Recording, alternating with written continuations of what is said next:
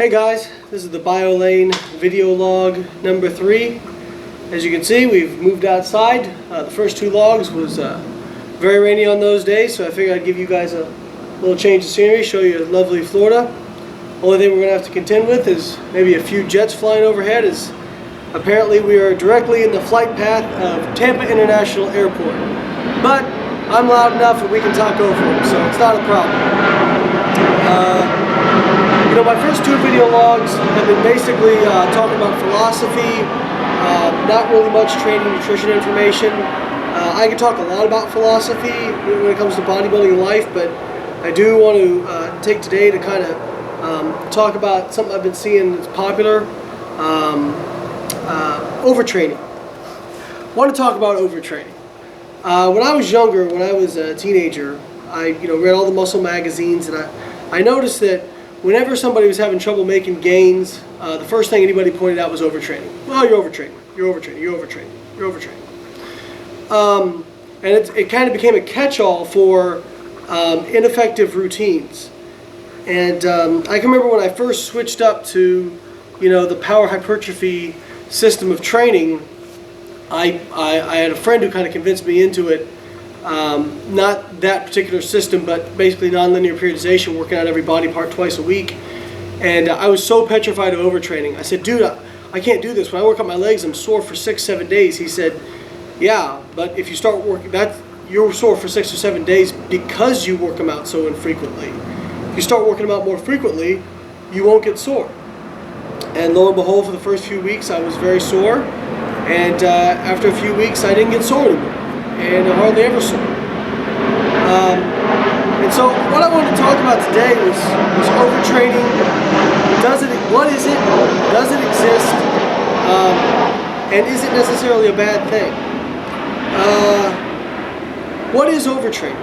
Overtraining that is defined by kind of the exercise physiology literature is basically training to the point where you experience decrements in performance, possibly endocrinological disruption, so your hormones may be depressed, and lack of drive to train. So basically you're tired all the time, sore, don't want to train, and your performance suffers. That is not what has been popularized by the bodybuilding magazines and the bodybuilding culture. What has been popularized is this notion of overtraining, that you train a muscle so much to the point that it actually becomes catabolic, that you cannot grow. Let me be extremely clear on this. That has never, ever, ever been shown. Ever.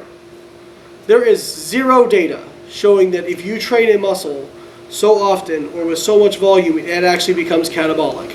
Zilch. None. Doesn't exist. In fact, a lot of meta-analyses on hypertrophy show that not intensity, not load, but actual volume is what is mostly closely associated with hypertrophy, volume and frequency.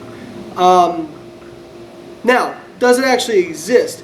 Just because it doesn't fit the definition of what you've been told doesn't mean it doesn't exist. Overtraining, overreaching absolutely exists. It does happen. What I would submit to you is it's not necessarily a bad thing. I'll give that a minute to sink in. Overtraining is not necessarily a bad thing. I remember talking to Dr. Mike Zordos about this, and he's an expert on periodization research, and additionally a competitive powerlifter himself. And he said, sure, if you're overreaching, you're going to be weaker in training, you're going to feel like crap. But who cares what you feel like while you're training if you're making gains? If you actually perform better on meet day, if you look better on stage, who cares what you feel like if you're not performing well? Who cares as long as what happens is you perform better? And actually in overreaching studies, what they show is when you overreach, when you beat the crap out of yourself, you do have a decrease in performance. But what happens is, after taking a period after that of lower volume recovery phase, you will actualize those gains. And it's almost like a rubber band effect where you have a snapback effect. So you actually actualize those gains and you get far better gains than you would have gotten by not overreaching and then allowing yourself to recover. So I want to bring this up because a lot of people have been sold on kind of the HIIT type training, low volume, one set to failure training. First off, that sort of training, it will be the fastest to undertrain the muscular system and overtrain the nervous system. Besides that, many people who got into the HIIT type of training did so because they followed a high volume. They maybe have started out and followed a high volume protocol, and they saw decreases in strength, performance decrements. They felt bad. They weren't recovering. Okay, and then they switched to a lower volume HIIT protocol, and they actualized those gains, and they saw gains during the HIIT. But I submit to you that they didn't see gains because of HIIT or because of low volume training. They saw gains because they were allowing themselves a recovery period to actualize the gains that they made by overreaching. They made those gains by overreaching, but they attributed it to HIIT because they didn't actualize them until they lowered their volume. So that's that's an easy misinterpretation to make. We tend to live in the here and now. We don't look at a training system as an overall system. Now, you don't want to chronically overtrain. If you chronically overtrain, that's a bad thing. But short periods of overreaching in a properly periodized split are very, very helpful. Also, when it comes to overtraining, I like what John Braz, who's a trainer out in Vegas, he has his guys squat basically every day up to a max. And he works with some of the strongest lifters in the world. And he said, I may butcher this quote, but essentially what he said was, if somebody kidnapped your family and held them ransom, and the ransom was, you have to squat 100 pounds more, you have to add 100 pounds to your squat max in 12 weeks. Would you squat once a week? Hell no, you wouldn't squat once a week. You would squat multiple times a week, because inherently we know that one time a week over 12 weeks is not going to get it done. So the biggest thing you want to keep in mind is that not only is weight training a protocol to induce hypertrophy, but it also is a skill. And you get better at that skill when you do it repeatedly. And you have a repeated bout effect when you do it every single day. Braz also says, if you're a garbage man, the first time you go and you pick up cans all day and you toss them in the back of a truck, you will be sore and feel like crap. So what do? Do you call in to work and say, I can't go in, I'm sore? No, you haul your ass out of bed, go to work and gut it out. And eventually you stop being so sore. People who work construction, people who work roofing, your body adapts. There is no other tissue that is adaptable like skeletal muscle. Muscle will adapt to almost anything you throw at it. Now, like I said, that doesn't always mean it's optimal for hypertrophy, but I would say that the vast majority of people undertrain way more than actually overtrain. And even if people overtrain, like we discussed, if you overtrain in a properly periodized manner and incorporate it properly with recovery periods, you will actually make more gains than not doing that, than not doing those overreaching phases. One other thing I wanted to discuss in terms of overtraining was a lot of people make a big deal about how long their workouts are. Well, I can't go over an hour because the cortisol boogeyman is going to get me. A couple things. One, those studies looking at cortisol over a workout were done in endurance runners. There is a much bigger difference in terms of a constant endurance event of continuously moving than there is of a weightlifting protocol where you're lifting for short bursts and then resting. And further, what I would submit to you is that cortisol, short-term increases in cortisol, are not catabolic.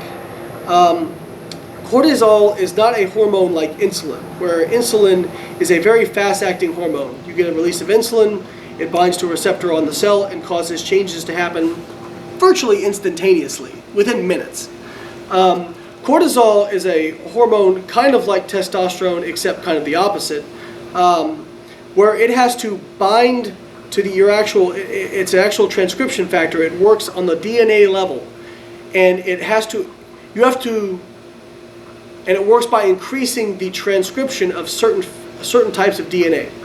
So, if you've had biology, if you haven't had biology, this is probably not going to make a lot of sense, but essentially, it takes time for those mRNA transcripts to build up. It's not an acute response hormone. Short-term rises in cortisol from a workout are more indicative of how stressful the workout was, how difficult it was, how much damage it caused, how much metabolic stress it caused. And actually, if your workout is effective, it should be causing a lot of metabolic stress and damage. It'd be pretty useless if it didn't. And kind of to that point, a very new paper by Stuart Phillips that just came out, he looked at increases in strength, hypertrophy, and lean body mass, and associated those with workout-induced increases in hormones like IGF-1, testosterone, and growth hormone. You'll be shocked at what he found.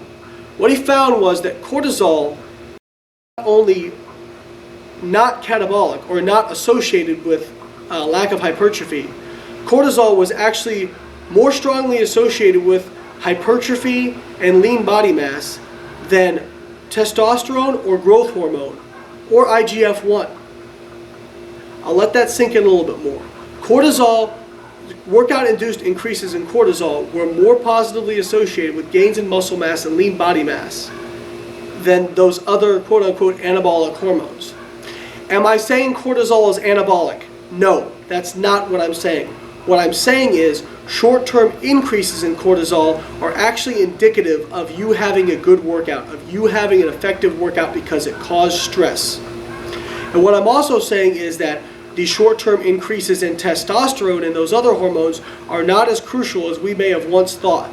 I'm not ready to say they're inconsequential, but there's a lot of data out there that suggests that it's your overall long-term levels of testosterone and anabolic hormones that are way more indicative of hypertrophic outcomes than short-term increases. The short-term increases just seem to kind of almost be a stress response and a fuel mobilization response.